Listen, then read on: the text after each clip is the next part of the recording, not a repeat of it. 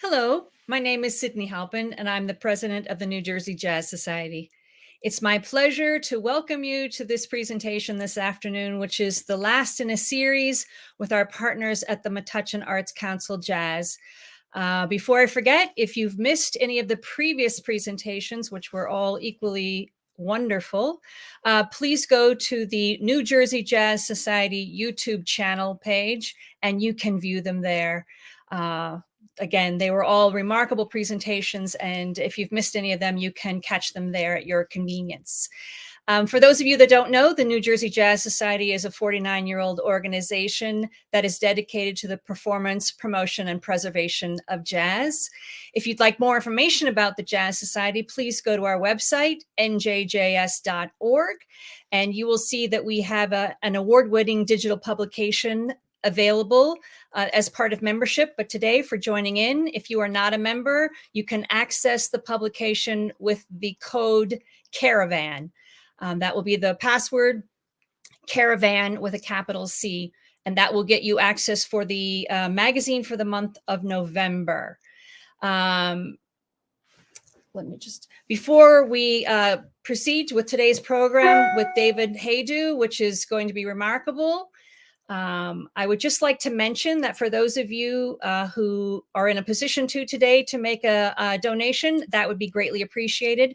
Any donations that we receive for this program are split equally between the two organizations, the Metuchen Art Council and ourselves, and it helps to offset the cost of programming, which, as you know, doesn't come for free. So again, if you've donated in the past, we thank you very much for your generosity. If you're in a position to be able to do that today, you can easily do that at the njjs.org website. Click on the donate button, and it'll take you right through the process. We do process those donations through PayPal, but you do not have to have a PayPal account to make a credit card donation through that portal. Again, njjs.org if you're in a position to help us today.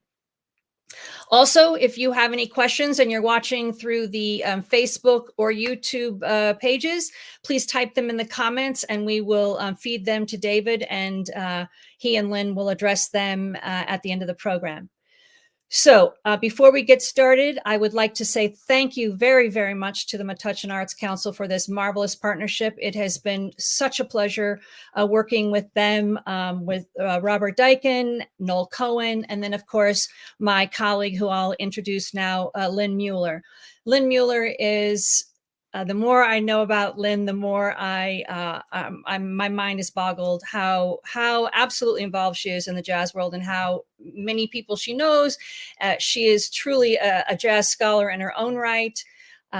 She has been a tireless advocate for the institution of jazz. She has been a leader in her community, certainly with the Metuchen Arts Council and the jazz program through the Metuchen Arts Council. She really is just, there's so many wonderful things I could say about Lynn, but she's a wonderful, wonderful partner to work with. She's a delightful friend, and she is, again, a fierce advocate for jazz. So without further ado, thank you, Lynn, for this partnership. Thank you to your rest of your colleagues, and thank you for sharing the stage today. Hi, Sydney. Thank you so much for the introduction. I hope that I can support it and everything. So we're happy to partner with New Jersey Jazz Society in presenting this virtual jazz education series. Thank you, Sydney. And also thank you to Sanford Josephson, who is the Vice President of Publicity. Sydney, of course, is the President. We are grateful for your significant help in publicizing and producing this virtual program. We also thank Christine Vanderlis, the Society's amazing video and sound engineer for this event. She's been amazing throughout all of the presentations that we've had. They couldn't have run as smoothly as they have without her help. So thank you, Christine. Since 1968, Metuchen Arts Council, or MAC, has been the premier arts organization in Metuchen, New Jersey, supporting and promoting all aspects of the arts: visual, music, theater, and dance. Led by co-chairs Bob Dyken and Judy Lee, MAC is quickly gaining wider recognition throughout central New Jersey. Our website is metuchenartscouncil.com. Virtual Jazz Education Series joins our list of Metuchen jazz offerings, including festivals, concerts, and brunches. Previous jazz education presentations have been archived on njjs.org and YouTube, just as Sydney has mentioned. This is our sixth and final lecture for this year. I cannot think of a better way to end the season than with a presentation on Duke Ellington and Billy Strayhorn, the two beyond category composers of 20th century music. And the best person to speak about this is David Hajdu, widely recognized as the expert on Billy Strayhorn. David Hajdu is a professor at the Columbia University Graduate School of Journalism and a music critic for the magazine The Nation. He has just recently been appointed by President Biden to the National Council on the Humanities. Congratulations, David. David has written extensively for well-known publications including The New Yorker, The Atlantic Monthly, among many others. His website is davidhajdu.com. David is a former president of the Duke Ellington Society. He spent 10 years researching his biography of Billy Strayhorn, which is titled Lush Life. Wildly acclaimed as an historical connective as well as an important contribution to LGBTQ history, Hajdu's book has won many awards, including being named by the New York Times as one of the 100 best nonfiction books of all time. David has written extensively on music and popular culture in 6 other books.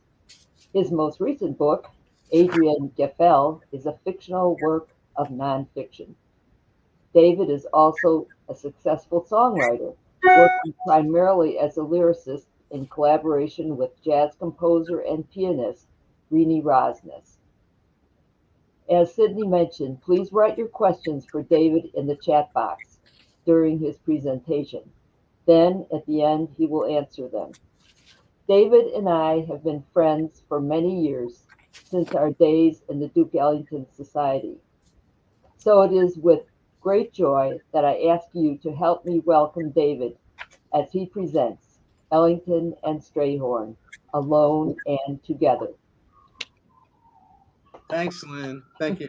Thanks, and to both organizations. It warms my heart to do this in association with you because, as you mentioned, we go back 30 years. That's right. We were both 5 years old at the time. Oh, yeah, that's right. Right. Lynn was when Lynn was the president of the Duke Ellington Society. I had the honor of serving as her vice president, and then I served as the president with Right. Ray Carmen as the vice president. And then Ray Carmen became the president until his recent death, sadly. I'm here to talk. Oh, I should mention too that I'm especially happy to do this for the New Jersey Jazz Society, being a Jersey boy myself, born and raised in Warren County in Phillipsburg. Not a lot of jazz in Phillipsburg, but it's a nice place to grow up. And Strayhorn has a New Jersey connection. He lived briefly in Montclair for a while in his youth. It's a little known fact about Strayhorn's early life. Well, we're here to talk about two composers. One has been described in the following language. He's been described as a composer whose legacy will never be less than the ultimate on the highest plateau of culture, whether by comparison or not. Well, those are some words. Legacy that will never be less than the ultimate on the highest plateau of culture, whether by comparison or not. That's one composer we're going to talk about. The other composer we'll be talking about is the person who said that. The first is Billy Strayhorn. The second is Duke Ellington, who describes Strayhorn that way. Now, how can there be two composers on the highest plateau of culture, you may ask? Well, it's a plateau. So, a plateau is flat. It's not a peak, a plateau is flat. So the highest plateau in the history of culture has room for more than one, does have room for more than two. And Strayhorn and Ellington certainly stand shoulder to shoulder there, along with a great many others. We're here to talk about those two. And picking up on Ellington's language, whether by comparison or not, we'll discuss them, we'll explore them, we'll think about them, we'll listen to their music, we'll consider how each of them was unique and what they did in association with each other and how each influenced the other. But we're going to avoid judgment by comparison in honor of Ellington's request to not compare. Let's start by considering the elder of these two, Duke Ellington, who was 16 years older than Billy Strayhorn. Ellington was, we could devote, I teach at Columbia, this is my office at Columbia, I teach a seminar that takes place over 3 months.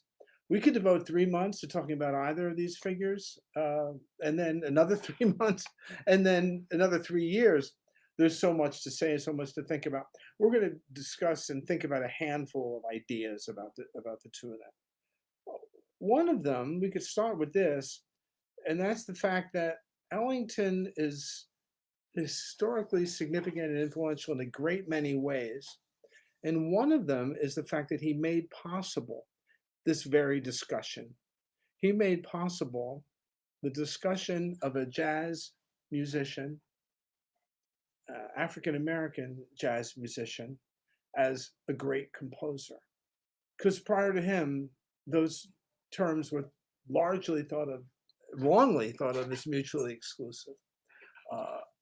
Ellington, by design, strategically, sought and succeeded at bridging that divide and bringing together the values that had valorized and celebrated composers in the white European tradition for years, and mostly African Americans, almost purely African Americans, who developed and refined jazz to an art form of equal sophistication and stature. Oh, I'm using equal. I'm not, and I just promised to not compare, but of deep, deep sophistication, complexity, and emotionality. So how did Ellington make this possible? He did it intentionally. And one of the ways is that by setting up business with a music publisher named Irving Mills. So he chose Irving Mills as his business partner. Irving Mills was a publisher, not a booking agent. He didn't book acts like most of the people who other jazz musicians and African-American musicians went into partnership with. He was a music publisher. Ellington wanted his compositions to be published and to be thought of as worthy of being published.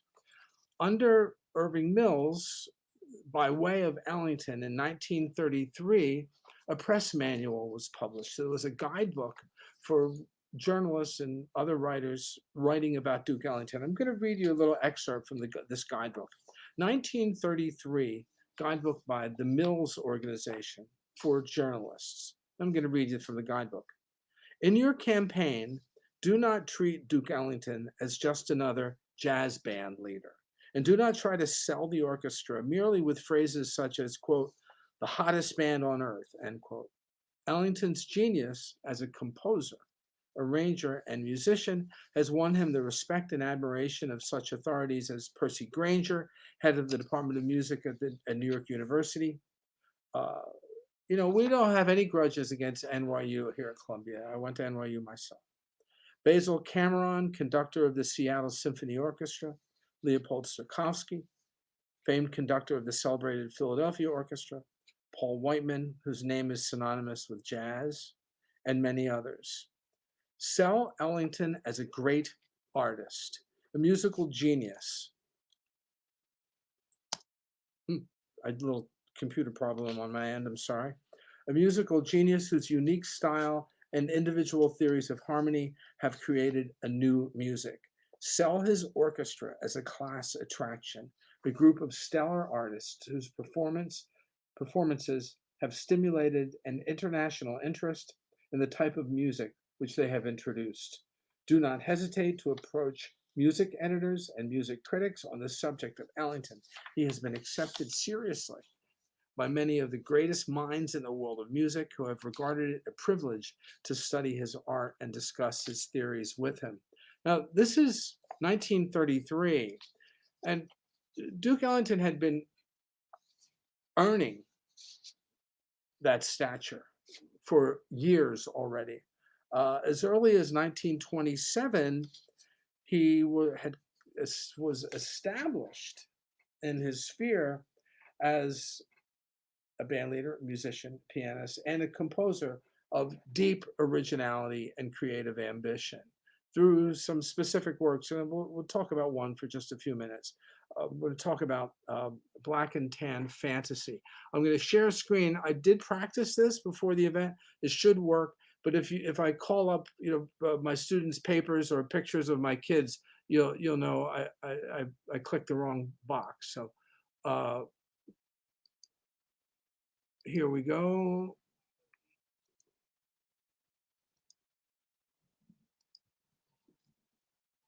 Is that sharing? This is the sheet music for Black and Tan Fantasy, published by Mills Music. I'm sorry for the small size of it. I couldn't figure out how to make it full screen. I apologize for that. And here is an image of Duke Ellington with his ensemble at that point. We called it an orchestra. It was an orchestra of 6 pieces. There is Ellington on the right, and behind him, over his right shoulder, standing to our left, is Bubber Miley, who's his collaborator on Black and Tan Fantasy. And note the elegance with which they were attired, the black tie, and the elegance with which they comported themselves, which gave kind of physical, visual form to the refinement that his music embodied. I'm going to play a bit of the music from Black and Tan Fantasy and flip to YouTube. We're going to use YouTube as a source for the music. You'll see one of those generic YouTube still images when we do that, but I'll ask you to focus on the music rather than the still image, and we'll hear, I think we'll hear Black and Tan Fantasy in its entirety. Black and Tan Fantasy, 1927. Come on.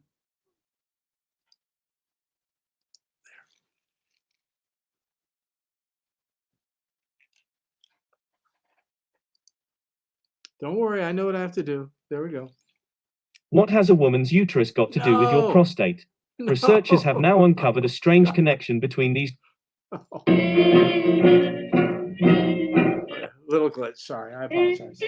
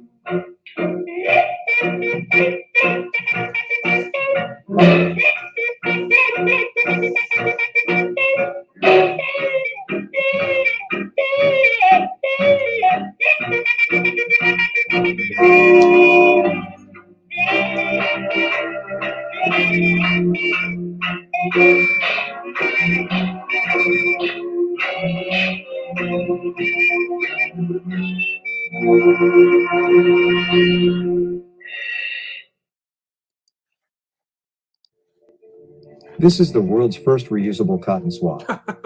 It removes up to 5 times. Okay. And now we learned about the world's first reusable cotton swab. At the same time, you're getting so much, learning so much today. So within a few years, Ellington was fairly successfully established as a composer of exceptional creativity and creative ambition.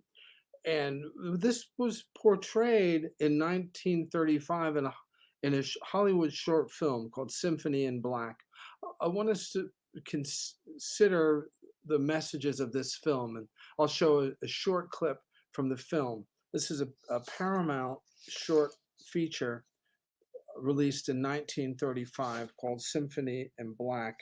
And when you watch this, just I'd ask you to kind of decode the symbols that you're seeing in this image and what they mean and what it's intended to tell us about Duke Ellington.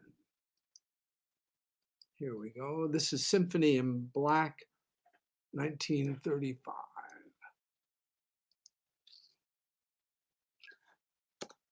All right, this is working, right? Okay, here we go.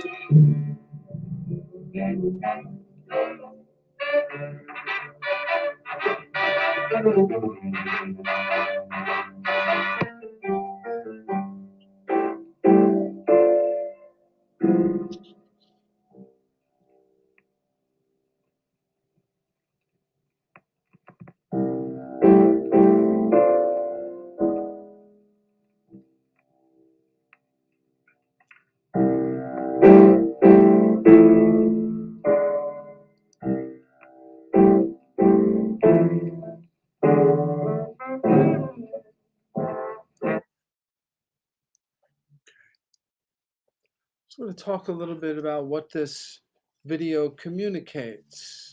It shows Duke Ellington with his own office. He's a successful professional. He keeps an office. He gets a telegram from a major arts institution of arts presentation, like like the fictive parallel to Carnegie Hall, to fulfill commission. He's commissioned to compose not a set of jazz pieces, not some dance music, but a symphony.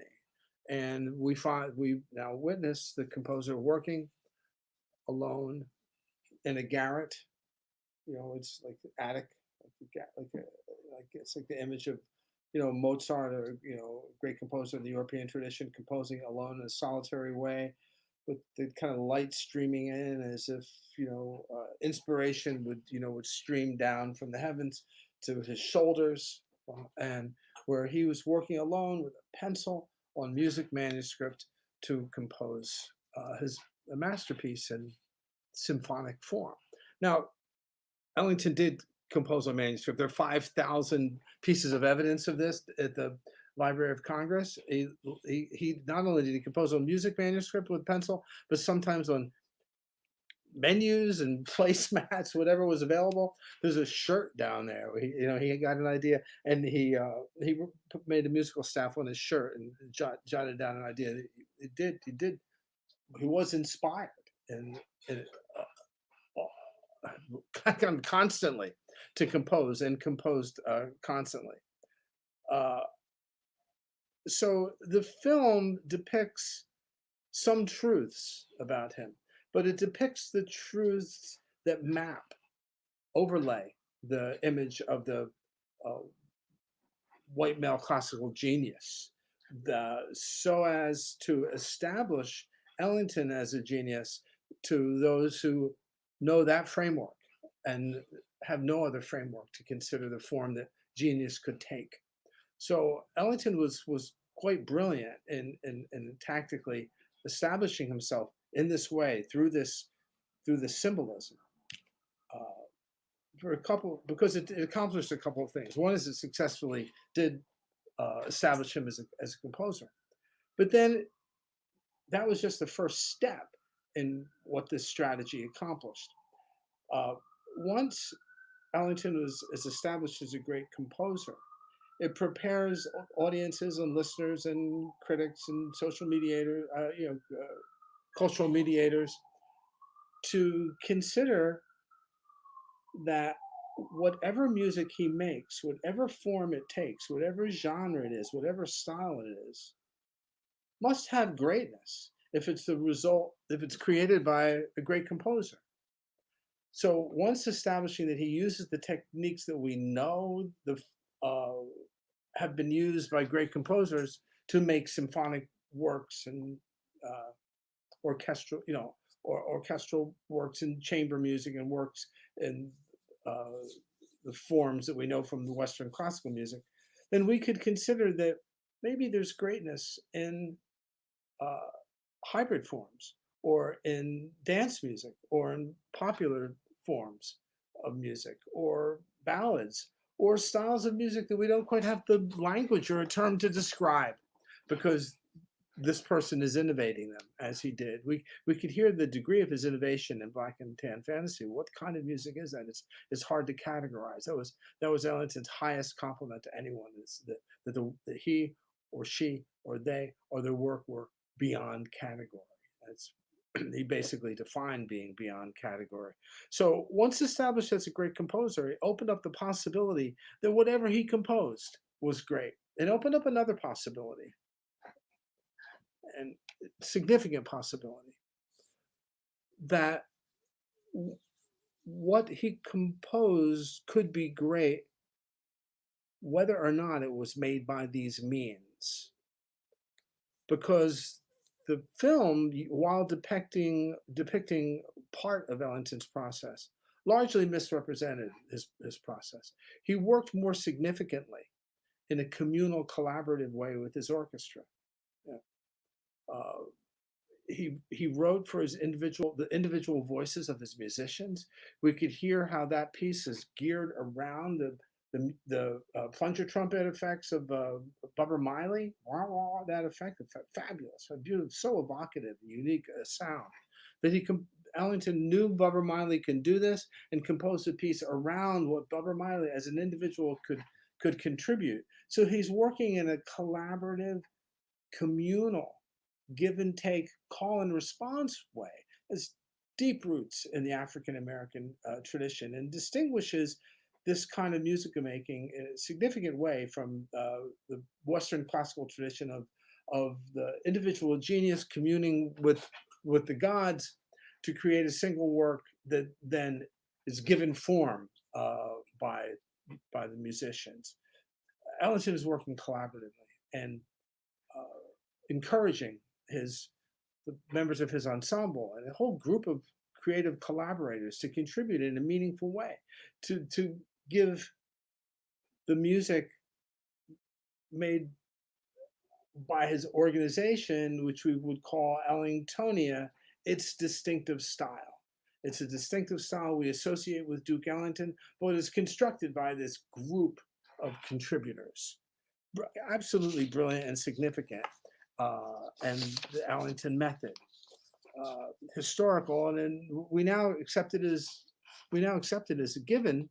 But it was a radical idea in mainstream culture at that time. Now, meanwhile, how are we doing on time? Okay.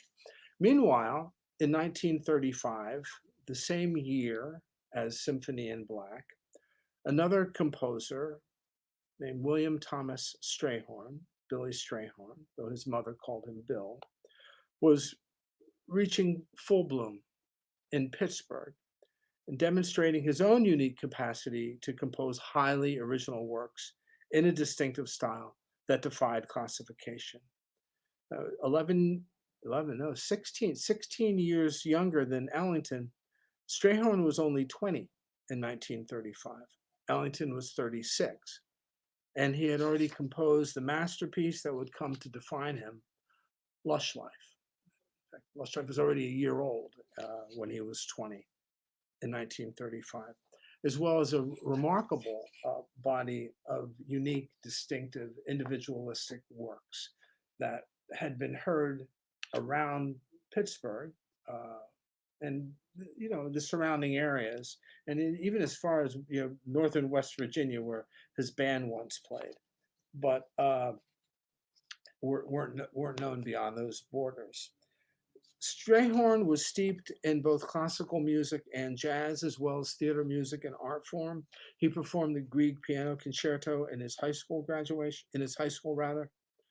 While still in his teens, he composed a waltz called Valse that his music teachers mistook for work from the classical canon. It's since been discovered and performed, and it's the love theme of a movie called Girl Fight. And if you're wondering how good can this thing by a high school student really be, it's on YouTube and you can check it out. Valse.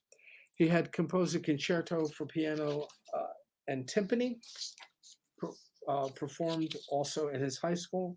After high school, he attended the Pittsburgh Musical Institute, and he wrote a complete musical complete musical review, book, words, music, orchestral arrangements called Fantastic Rhythm, that played for several years all around the Pittsburgh area, and was actually even produced overseas when it was taken up by its producers. His producer joined the Navy. It was produced in the Pacific by the producer. He had a trio called the Mad Hatters that performed Lush Life, Something to Live For, Your Love Has Faded, and other compositions that would later become associated with Duke Ellington and are still widely performed today and recognized as standards. I'm going to share a screen for a second and just show you a few things from this period in Strayhorn's life. Come on.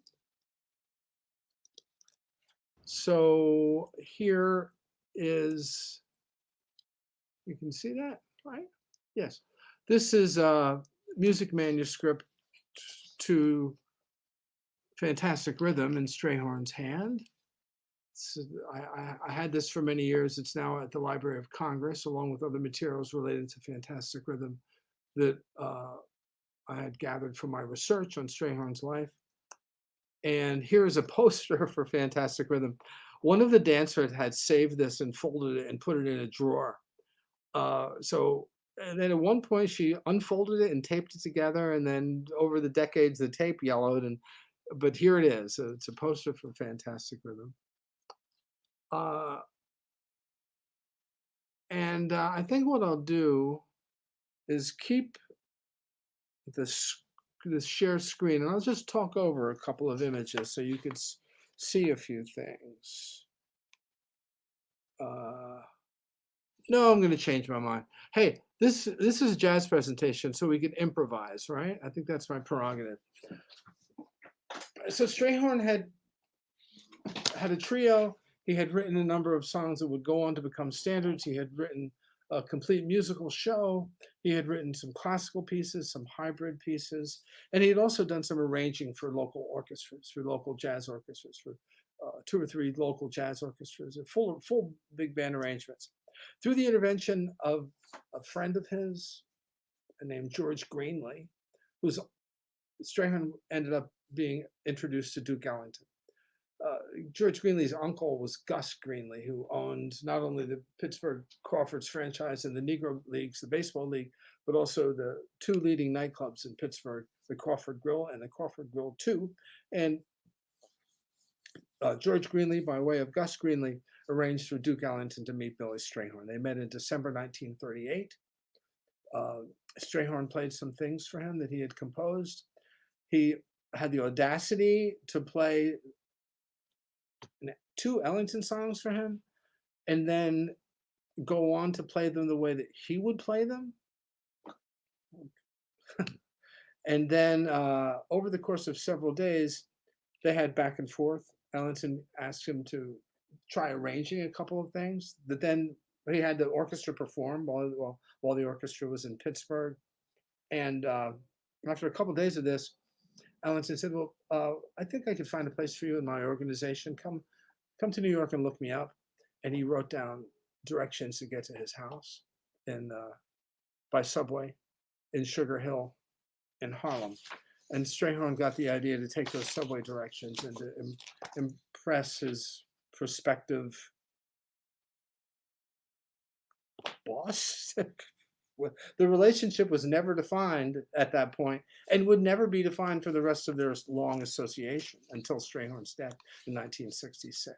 But he got the inspiration to set these subway directions to music, and they are, of course, Take the A Train. I'm going to play an unusual version of Take the A Train for you. This is a version recorded by a record company that Ellington started called Mercer Records, named after his son, attributed to Oscar Pettiford, his cello and quartet. It's Ellington on piano, Billy Strayhorn on celeste, Lloyd Trotman, and Joe Jones on drum. Here's the actual record. Whoops. This is the original 78, and I'm going to play this for you. It's an early recording of Take the A Train. No, not there. Hold on. Wait a minute. What did I do? Okay.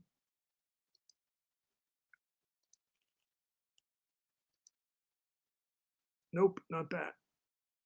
Not that.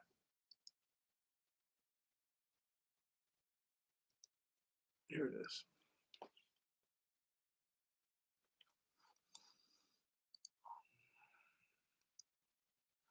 Where is it? Wait a minute, where is it? Ah, where is it? Oh no, I'm so embarrassed.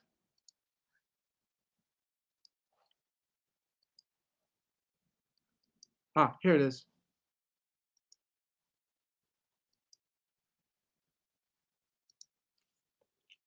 For my wallet, I just wanted 3 things. Had to be simple, really easy to access your cards, and last forever.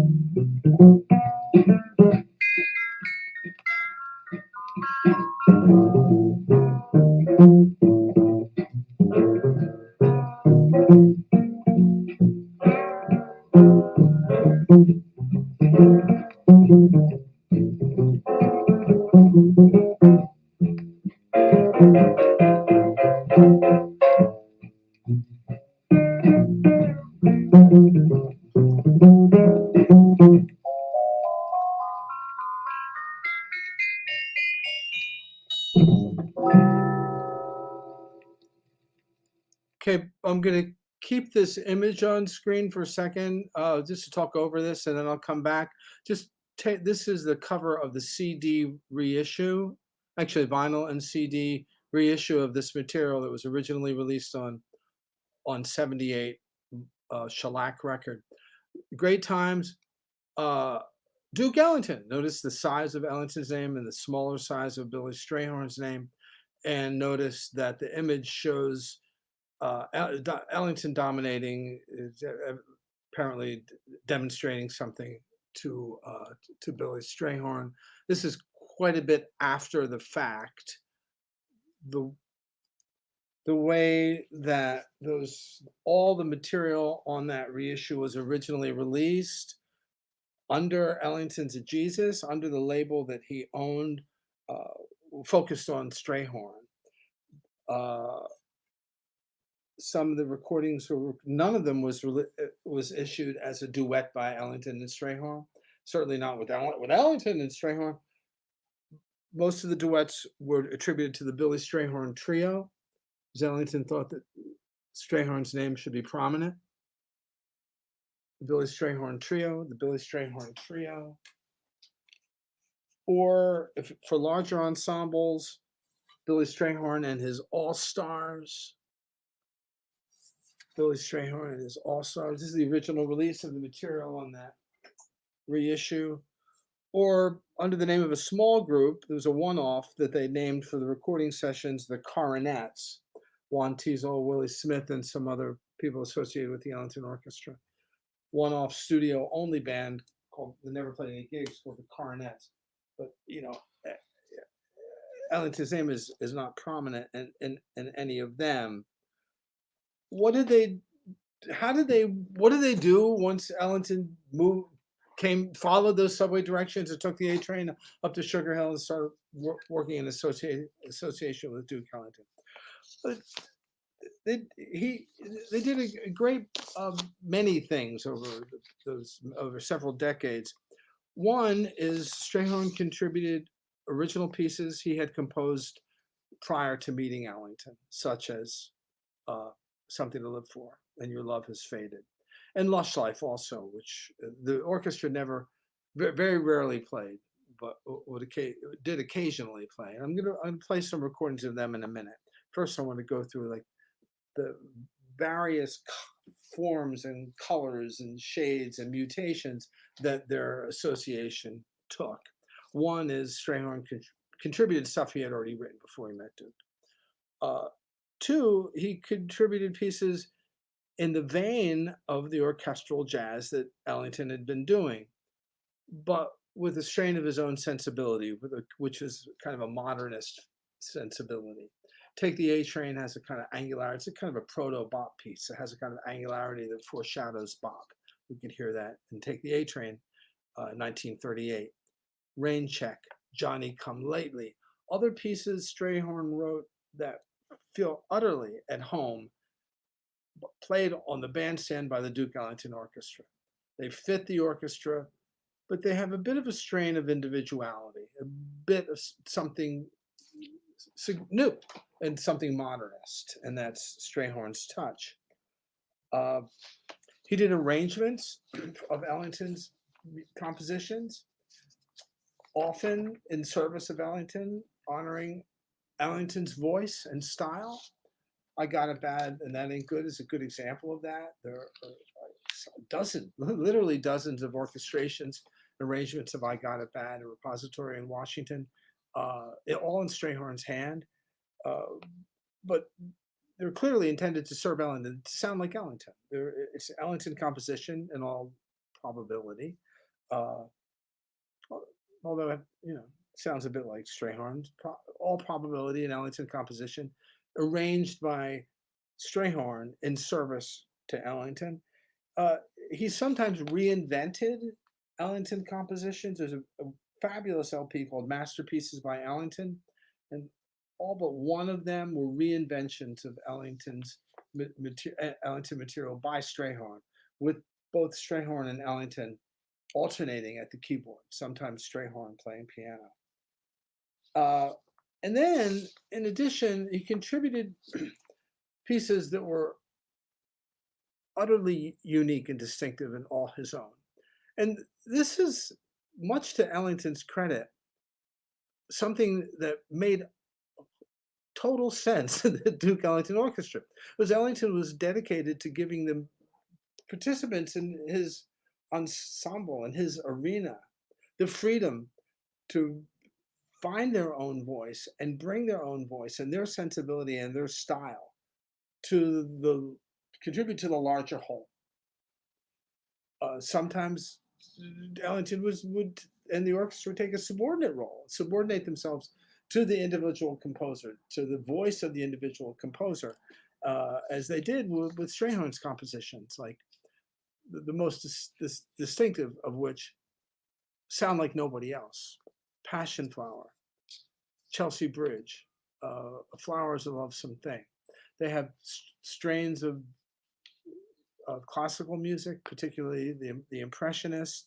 They have deep harmonic sophistication. They're highly advanced musically, through composed, not episodic, and have an emotional sensitivity, sometimes a bittersweet quality, sometimes a mournfulness, and sometimes an aching quality, and then also sometimes a wry, sassy wit or sophisticated wit. Sometimes those qualities are perceived as evidence of a gay sensibility, which is arguable and would make sense in Strayhorn's case, in that he was homosexual. However you read them, they're utterly distinctive and wholly Strayhorn's own, and is much to Ellington's credit that he not just allowed, but encouraged Strayhorn to use his orchestra to give voice to this sensibility. I want to give give you an example of one specimen of this. I'm going to play a performance of Chelsea Bridge. This is from kind of fairly late in Strayhorn's association with Ellington in the 1960s with Paul Gonsalves. I'm playing this version because there's a video of it. It's a nice video, but you get a sense of what I'm talking about when I talk about Strayhorn's sensibility.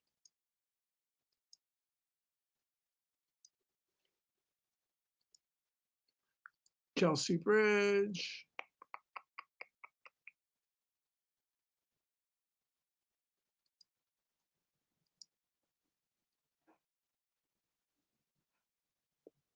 Oh.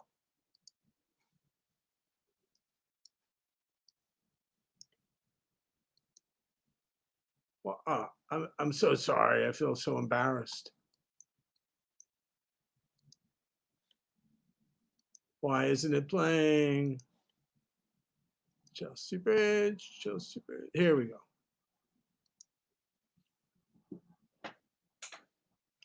Another Billy Strayhorn composition, It's Paul Gonsalves and Chelsea Bridge. Note that he said we'll play another Billy Strayhorn composition, Chelsea Bridge.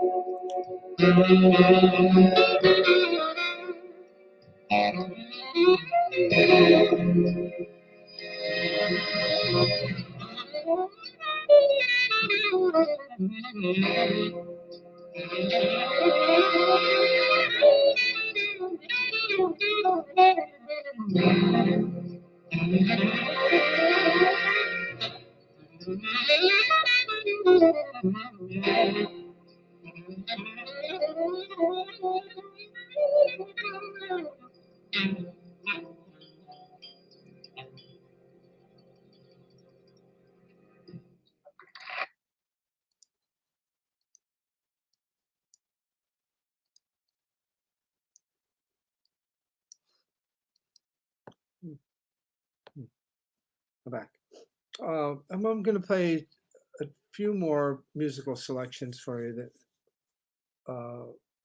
that demonstrate a bit more of what Strayhorn brought to the world of Ellingtonia. I'll play the first performance of Lush Life under the aegis of Ellington. It's at Carnegie Hall, 1948. With Strayhorn at the piano and the singer Kay Davis singing. And then I'm going to play this. Remember, this is a song from Strayhorn's days in Pittsburgh, Something to Live For, which Ella Fitzgerald more than once called her favorite song, all-time favorite song. And I want you to listen to the way that she introduces it. And I'll come back and talk about a few other aspects of their association. So if I could do this properly without calling up my student papers, I think Lush Life first and then Something to Live For.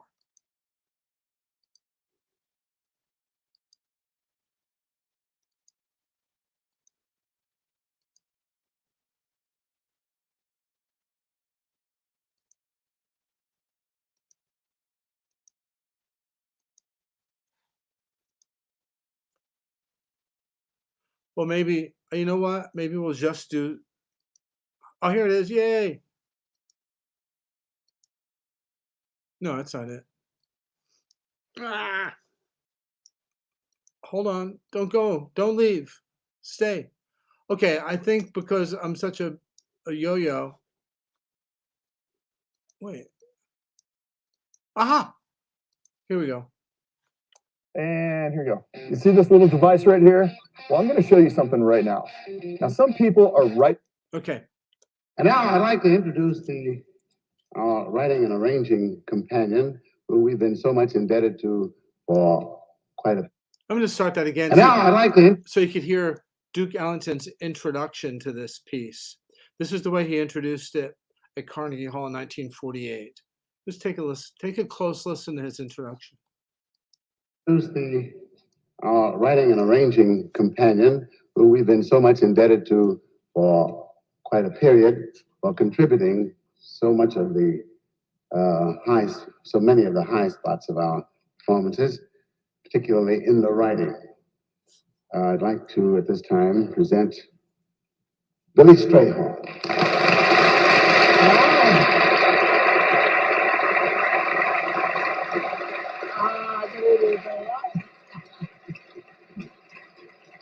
Have a seat, brother. Of course, you know, Billy Strayhorn wrote out the Take the A Train.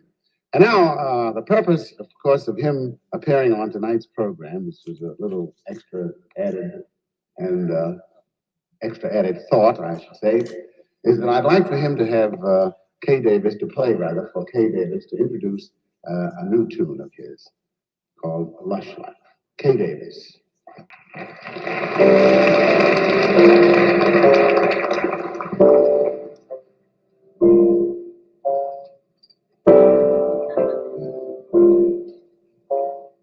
I used to visit all the very gay places, those come what may places, where one relaxes on the axis of the wheel of life to get the feel of life from jazz and cocktails. The guys I knew had sad and sullen gray faces with distinguished traces that used to be there. You could see where they'd been washed away by too many through the day. 12 cocktails. Then you came along with your siren song to tempt me to madness. I thought for a while that your poignant smile was tinged with the sadness of a great love for me. Ah, yes, I was wrong. Again, I was wrong. Life is lonely again. And only last year everything seemed so sure. Now life is awful again. A trough full of hearts could only be a bore. A week in Paris will ease the bite of it. All I care is to smile in spite of it. I'll forget you, I will, while yet you are still burning inside my brain.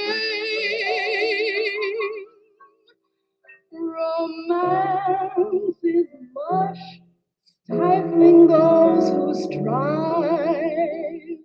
I'll live a lush life in some small dive, and there I'll be while I rot with the rest of those whose lives are lonely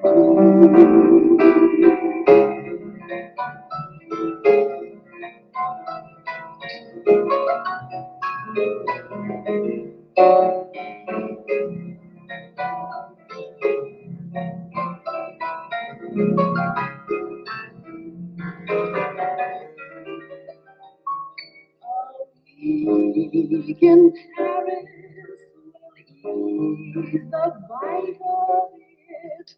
All I care is to smile in spite of it. I'll forget you, I will, while yet you are still burning inside my brain. Romance is mush, stifling those who strive.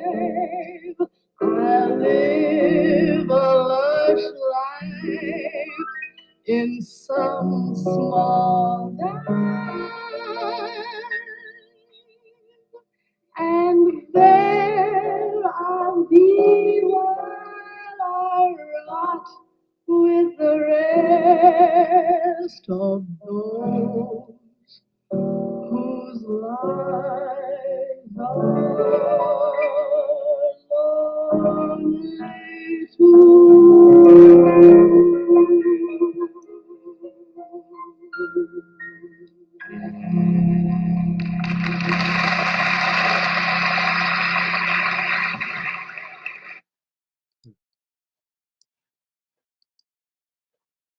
Beautiful performance. You could hear that the orchestra comes in only at the very end, for a single chord at the very end. I'm gonna, for the sake of time, there are a couple of other things I want to play while we have this. While we have this time, and so I'm not going to play the Ella Fitzgerald version of "Something to Live For." I'll just point you to look it up yourself on YouTube. It's live concert at Stockholm with the Duke Ellington Orchestra.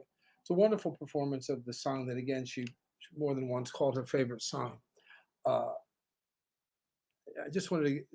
wanted to play it mainly as an example of how what Strayhorn brought to the Ellington Orchestra from his earlier life. Now, together,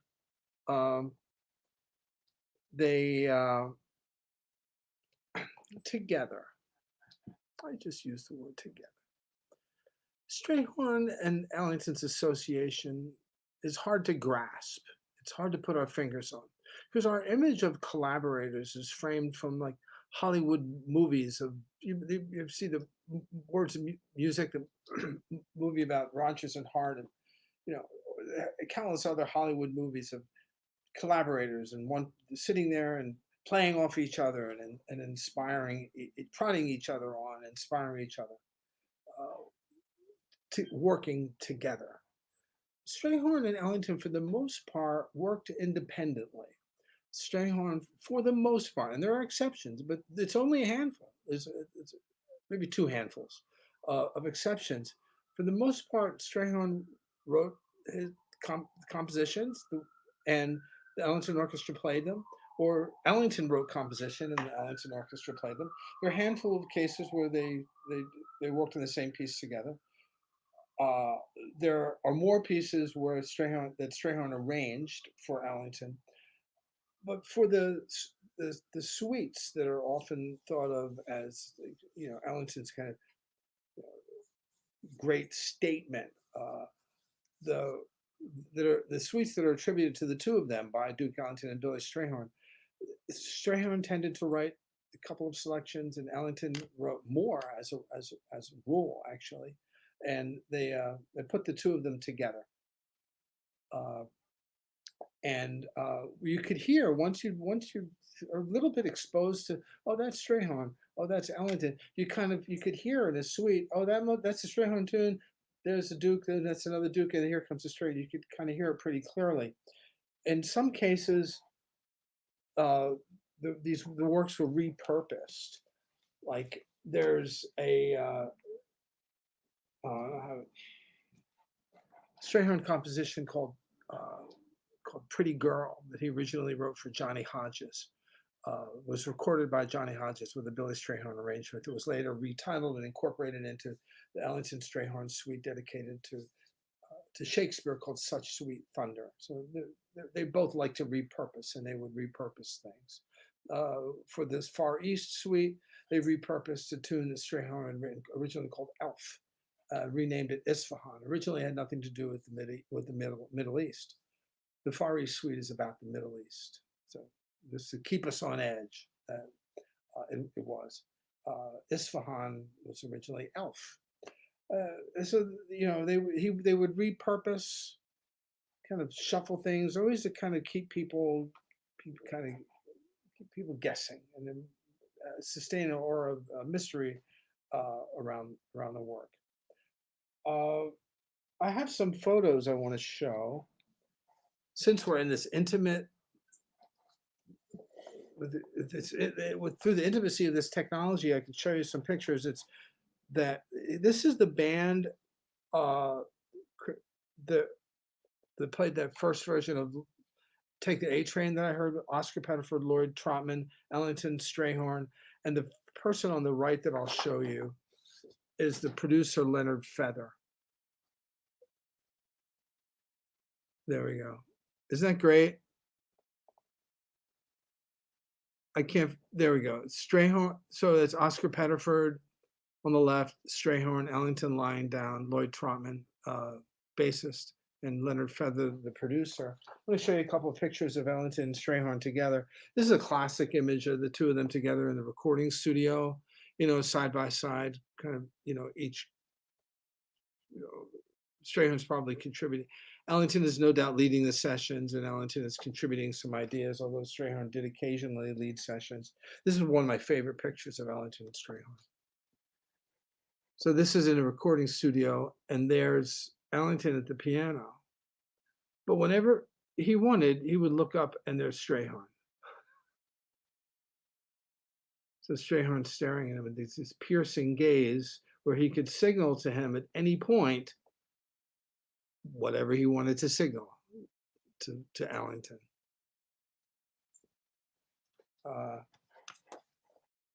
It's a couple glossy photos. Duke Ellington's glossy from the 40s, late 1940s, and Strayhorn at the same time. This is by William Gottlieb. Shows Strayhorn. Now, in addition to working together, they each worked independently too, and I want to devote a little bit of time to that. Strayhorn, during his association with Ellington, composed extensively for a fraternal organization in Harlem called the Copacetics, that once a year staged a gala. There was a fundraiser for the community that Strayhorn wrote a full show every year that would be performed as a benefit for the Copacetics. Wrote dozens of compositions for this, recorded, published virtually none of them until they have been rediscovered, largely through the initiative of a brilliant musicologist from the Netherlands, Walter Vandeler, who I consider like my brother in Strayhorn and Ellington studies, who unearthed some of this music and recorded it with the Dutch Jazz Orchestra. And the Strayhorn family, under the leadership of Elise Clairvaux, has now organized those materials and prepared them for performance. So the copacetics, here's a painting of the copacetics, fraternal organization, mostly tap dancers. Strayhorn was the president of the organization, and their organization's esteem for him was such that upon his death, they retired the title of the president. There was never another president. For the period of the early 1950s, period of 3.5 years, they parted company, and Strayhorn contributed nothing for the Duke Ellington Orchestra. They had a parting of the ways, and it was not publicized. There was nothing on the record about this at the time. Everyone in their world knew. They reunited before the late 1950s and ended up doing some masterpieces together as collaborators. But during this period when they were apart, Strayhorn gravitated to the avant-garde world, and he composed the music for an off-Broadway performance of a Federico Garcia Lorca play called The Love of Don Perlimplin for Belisa in the Garden. Lorca being the great kind of gay martyr was important to Strayhorn and his colleagues and contemporaries in the 1950s in the demi-monde of the gay world in New York at the time. Magnificent music, unrecorded and unpublished at the time. He also recorded and toured with Lena Horne. Ellington continued to record with his orchestra and also in various other settings. When Strayhorn fell ill in the 1960s, his illness and death in 1966 hit Ellington quite hard. And Ellington at that point turned and devoted the rest of his life until his death in 1974 to the composition and recording of sacred music. It was he was struck to kind of such a deep reassessment of his life that in its meaning through this shattering experience that he devoted himself to God and the sacred music for the rest of his life. I want to wrap up the formal part of this before we take questions, open up the floor to questions, with two pieces of music. One is one of the last pieces that Strayhorn wrote. It's he wrote a 3-movement suite for the piano and French horn duo of Dwight Mitchell and Willie Ruff, the Mitchell-Ruff duo.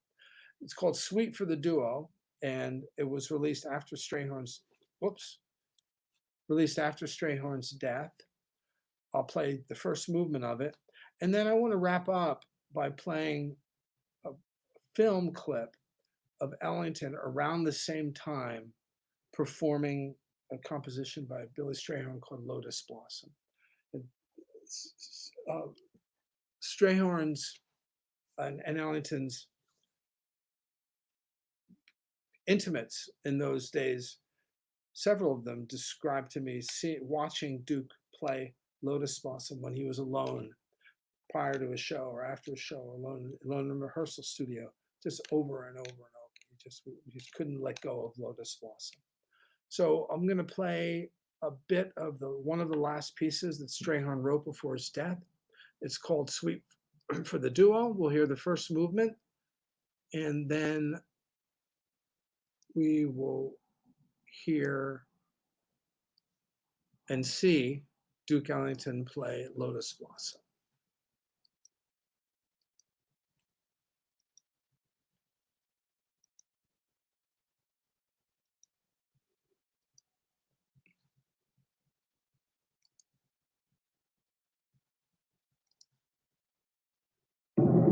This little device right here saved my wife's life last night. I'll tell you how.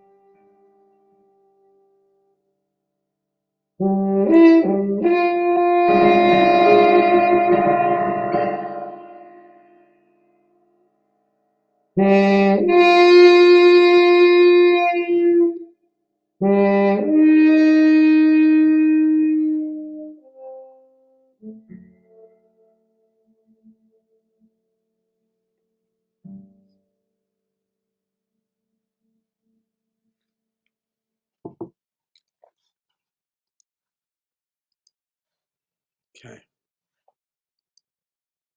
Okay. So I'm going to wrap up the formal part of this by playing one more musical clip. And this is video of Duke Ellington playing Lotus Blossom, the Billy Strayhorn composition.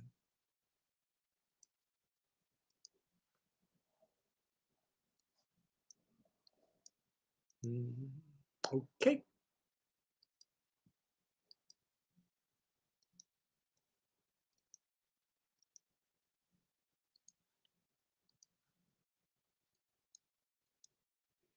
I now like to play a tune written by Billy Strayhorn. It's about my favorite, possibly. And it's called Lotus Blossom. It's very seldom heard. While hospitals have doctors and nurses, we have mom and dad. Because at Ronald McDonald House Charities, we help families feel at home, even when they can't be.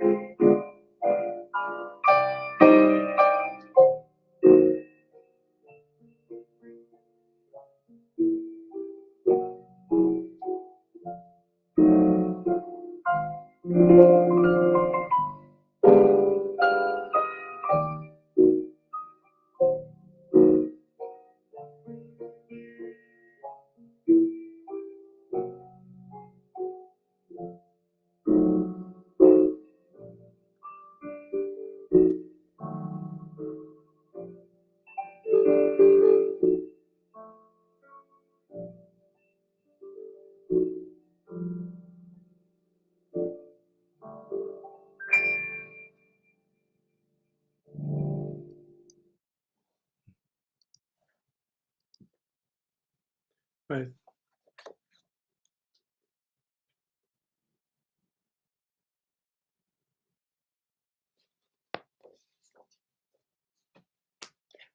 Well, I did promise to wrap up by 4, so we'd have half an hour for questions, and I didn't. I'm sorry, but I'm here to take any questions you have.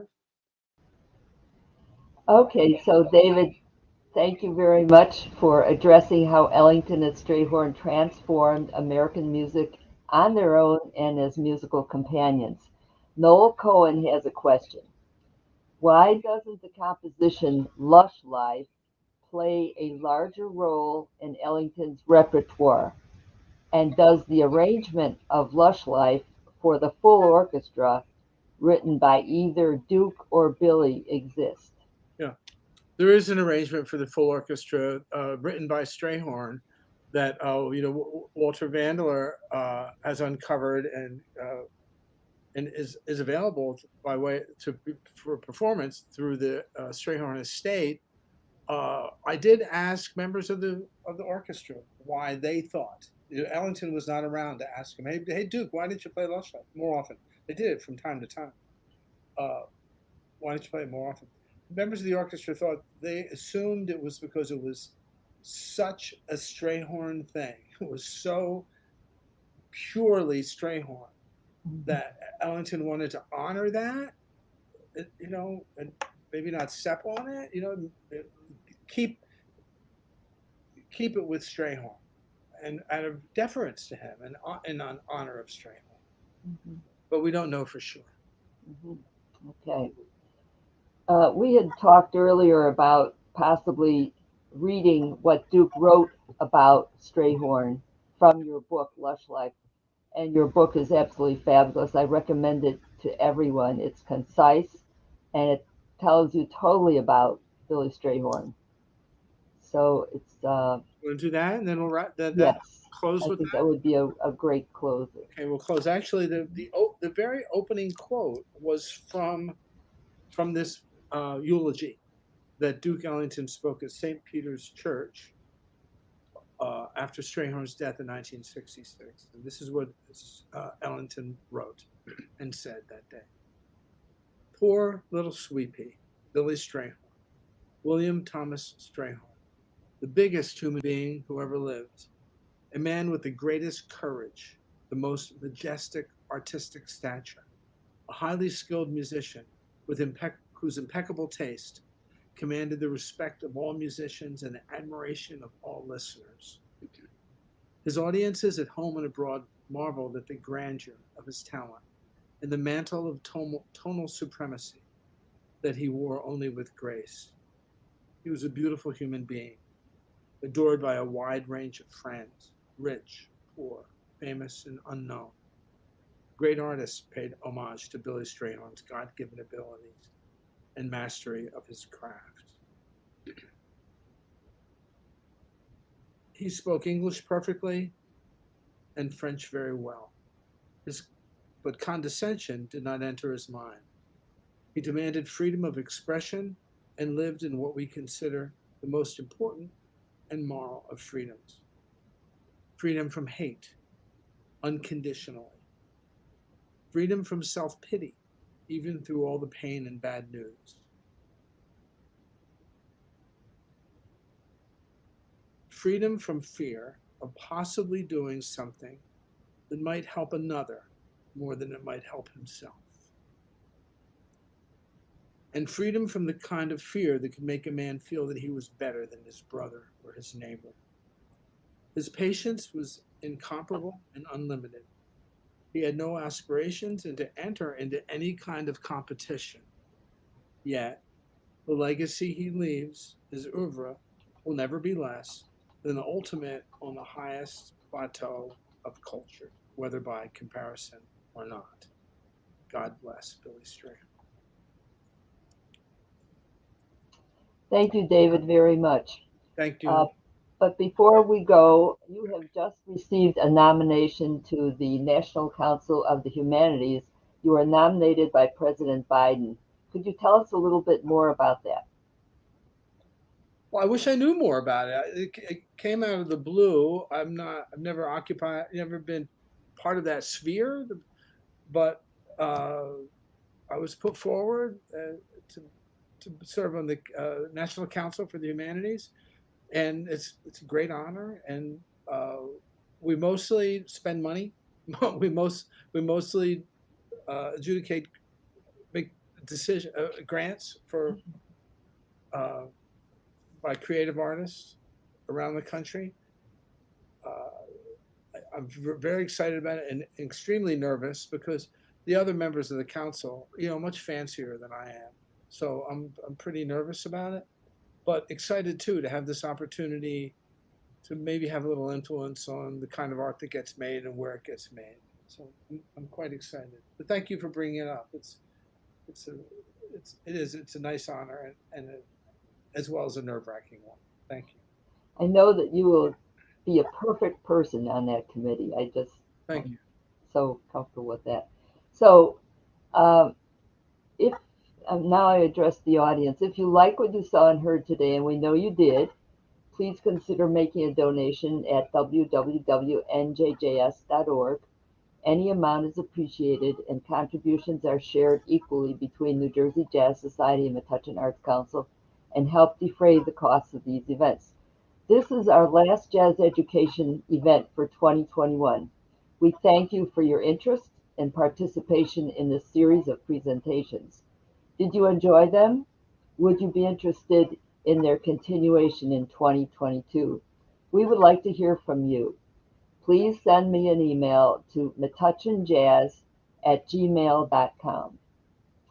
Today's program will be archived on the New Jersey Jazz Society website, njjs.org, and YouTube channel for your continued viewing pleasure. Happy Thanksgiving, happy holidays. Thank you, and goodbye for now.